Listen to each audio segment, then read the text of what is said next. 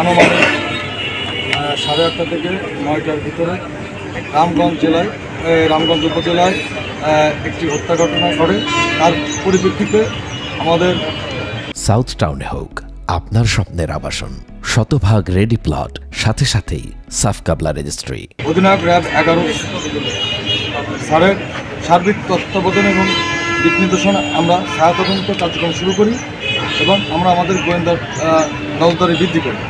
এর পরিপ্রেক্ষিতে আমরা জানতে পারি এই ঘাতক খুনি আসামি এলাকা ছেড়ে পলায়ন করেছে এবং পরবর্তীতে আমরা আমাদের গোয়েন্দা নজরদারি বৃদ্ধির মাধ্যমে এবং গোয়েন্দা তথ্যের ভিত্তিতে আমরা ঢাকা বিএনপি ঢাকা খিলক্ষেত এলাকা হতে গ্রেপ্তার করতে সক্ষম।